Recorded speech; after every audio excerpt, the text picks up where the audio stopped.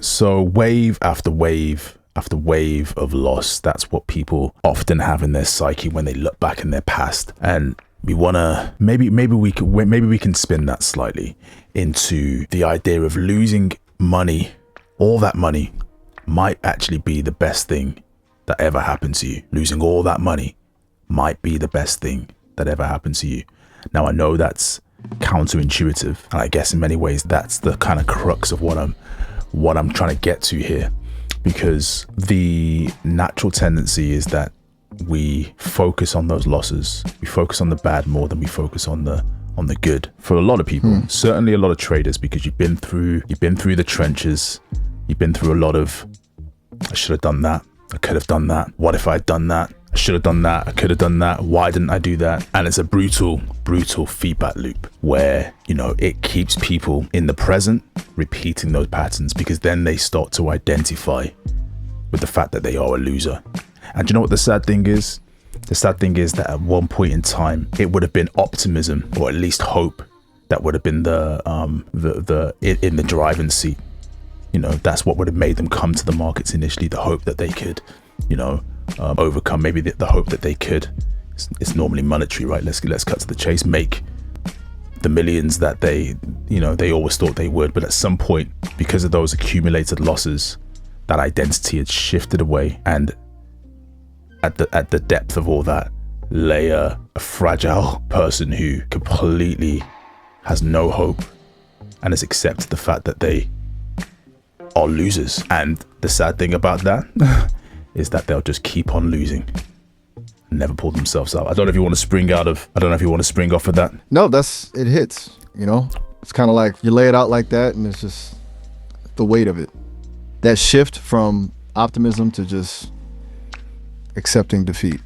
It's a powerful thing, and pretty dark place to be. It makes sense why people get stuck. It's not just about the money, it's about that internal story that gets built up. Yeah, it's that mental weight of accumulated losses, right? Exactly. And it creates a distorted identity that I'm reckless, I always blow up, I'm not built for this. That just constantly keeps surfacing. And it's self-fulfilling, right? Self-fulfilling. It's a self-fulfilling prophecy, absolutely. It's like once that narrative takes hold, everything gets filtered through that lens. You start looking for evidence to confirm it, even if it's not really there, and it's hard to break free from that. For sure. Cheers. So, what if losing money though could be the best thing that ever happened to us, to them? What if that could actually be the best thing? What if there was a way to reframe it, to rewrite the past, or rewrite our memories of the past? We know our memories are malleable, right? They're highly subject to change. So in that, there is a lot of power in that. If people can adopt the process of rewriting their memories. Now, this is the kind of hazy ground, because I guess the question of, would people then just be delusional? And I would say to that, if delusion gets you to success, what's the problem with that? If we need to be delusional about what's actually happened in the past, and we actually look back at the past and say, this happened because this had to happen for me to get to a greater good. That's my story. And from the present onwards, I'm going to play out that story.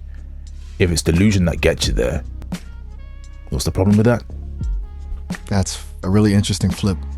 It's kind of like leaning into the subjective nature of reality. If the objective truth is causing you harm, is it really so bad to build a more useful narrative? It feels a little bit like the whole fake it till you make it thing, but applied to your personal history. Yeah, fake it till you make it. Because right? What's the alternative? The more you dwell on the past, the more you act out of fear, right? Hesitation and overcorrection in the present. And ironically, right, those behaviors increase the chance of you repeating the same outcome, of you repeating that same process. Exactly. So it's almost like an emotional rehearsal. What you rehearse emotionally is what actually becomes your default reality. It's a really potent way to put it. Emotional rehearsal. It's not just thinking about it, it's like you're actually strengthening those neural pathways by re-experiencing the emotions. And if you're rehearsing fear and regret, that's what you're going to bring to the table. It's almost like you're predestining yourself to repeat the pattern. Sounds like you've really thought this through, you know? It's a really nuanced take on the whole thing. It's not just positive thinking, it's actively constructing a new reality. It's powerful. Well, it has to be, because if not, then the pattern of looking back on your past and attaching yourself, becoming attached to those losses, is what's going to ultimately dictate your behavior in the present. You have to look back on those losses and say, no, they happened so that I could get to where I am right now and learn the lessons, use it as a springboard to get to the future version of myself. And that future version of yourself, obviously, it can have a monetary tag attached to it, but I don't know, I invite people really to try and think about your future version of yourself in terms of the actual behaviors, how you're going to, what a day in the life of you looks like, and start as quickly as you can living that day in the life today. You know, it doesn't necessarily have to have the monetary tag attached to it. The money will come. You know, you don't necessarily have to chase the money. Chase the money, then it will run from you. If you proverbially run from the money, then it will come to you. It doesn't have to be we don't have to think about seeing out the present in terms of the monetary value. We need to think about the actual actions. We need to think about the actions that our future self would take, and start becoming that. You know, stop worrying so much about obtaining, and start worrying about becoming that person. That's really good. It feels like you're shifting the focus from outcome to process. It's not about hitting a financial target. It's about embodying the person who already has that target. It's like building the container first, knowing the content will eventually fill it. It feels less frantic, less desperate than chasing the money directly. So on that creation of a future version of yourself, a future identity that people can use as their North Star, you know, asking that question of what would be the best version, what would the best version of me do differently right now? That's a deceptively simple but incredibly powerful question. It cuts through all the noise, all the self-doubt. It's like, okay, forget where you are now. What does success feel like? And then work backwards from there. It's kind of elegant, honestly. I mean, I heard somewhere, and I don't know whether you'd be able to help me pull out the reference to this, but it's in the realm of psychology, and it's the idea of the healthier mind dwells more in the future than it does in the past, and that unhealthy mind, conversely, dwells more on past experiences than they do on future. You're touching on something I've encountered. It's not coming to me instantly, but it aligns with a lot of work around hope theory and positive psychology. I think you're getting at the idea that a future-oriented mindset is correlated with higher levels of well-being and resilience. It's about agency and possibility rather than being stuck in regret or rumination. And I'll see if I can pull up some specifics after we chat a bit. Yeah, see what you can get. Right. See what you can get. But that's exactly what, I guess that's kind of the crux of what we're saying here, right? So irrespective of, I mean, we were talking about just actually having negative past experiences. But whether they're negative or positive, if you're dwelling more in the past, you're less likely to have that healthy mindset in the present, as opposed to dwelling on future possibility, as you put it. Right. It's not necessarily about ignoring the past. It's about not letting it define you. It's about learning from it, acknowledging it, but then shifting your focus toward what you want to create. And it sounds like for traders specifically, that's a crucial distinction. A past loss doesn't have to be a predictor of future failure. It can be a data point in a larger strategy for success. And that has to be the narrative that traders tell themselves in order to be successful. Otherwise, they're just putting an extra penny or an extra dime in the jar that says, I am a losing trader. And don't worry, I completely get it. That's It's much more of the natural route, which again ties always back to the why 90% or 95% of people fail. It's because it's so natural to find yourself in that failure loop. It's so natural to find yourself ruminating over past losses and thinking, how am I going to get this back? As I said before, why did I do this or why did I do that? That seems to be the natural narrative and lens that we put on the past. But if we can reframe the past, if we can rewrite the stories that we're telling ourselves about the past, that's a big win. And then obviously, you know, we do the same in terms of the future. The future is positive for us. You know, we start thinking about that future version of ourselves, the higher version of ourselves, and we bring all that back to the present, because everything is experienced through the present. These things are just tools that we can use to better our experience in the present. We bring it back to the present and we start taking actions based upon those new narratives that we've given ourselves. It's about actively choosing your reality. It sounds almost spiritual in a way, but it's really grounded in psychology.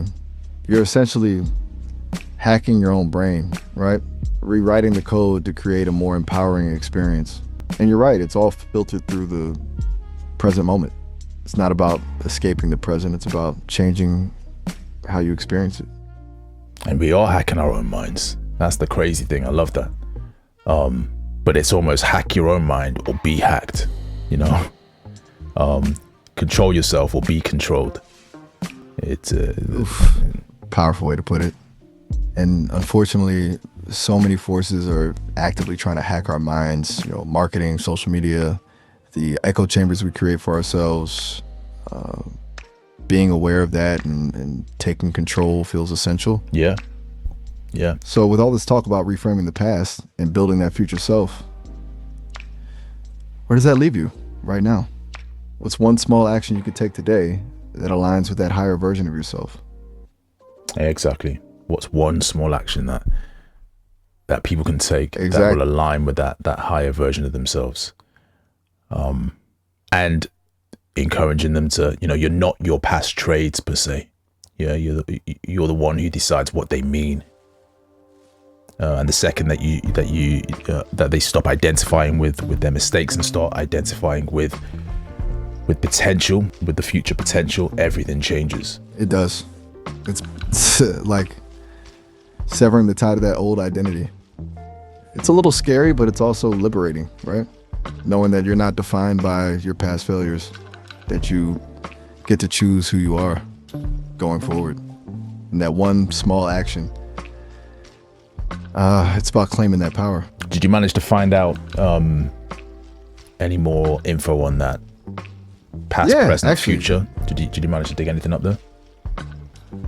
I did. It's primarily linked to the work of Philip Zimbardo, a psychologist who's done a lot of research on time perspectives. He identifies 6 different time perspectives, past, present, and future, but breaks those down further.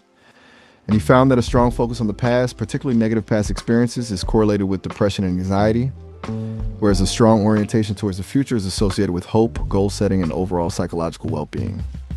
There's a lot of material on it, including his book, The Time Cure. Sounds like you were right on the mark with that intuition. The Time Cure. It's amazing. Yeah, so what any steps that you feel that people can utilize, really? Any tools or, you know, any strategies that you think people can utilize? I mean, I think we kind of unpacked a few of them, right? But any specifics? Well, from Zimbardo's research, deliberately envisioning your ideal future self is a big one. Really getting specific about what that looks like, the details, the feelings, the day-to-day life. Kind of what we were talking about earlier. Then another is gratitude journaling, focusing on positive experiences, which can help shift your focus away from the past. And there are also techniques like cognitive reframing to consciously challenge those negative narratives about past losses. It's about becoming aware of the stories you tell yourself and then deliberately choosing to tell different ones. Nice. Okay, I think that's yeah, I think there's definitely some more stuff that we can explore there in future conversations, but I think that was yeah, it's definitely a useful convo. So yeah, unless there's anything else, I think we'll wrap it up there, right? Sounds good. It was a really insightful conversation. Always a pleasure. And yeah, let's definitely pick this up again.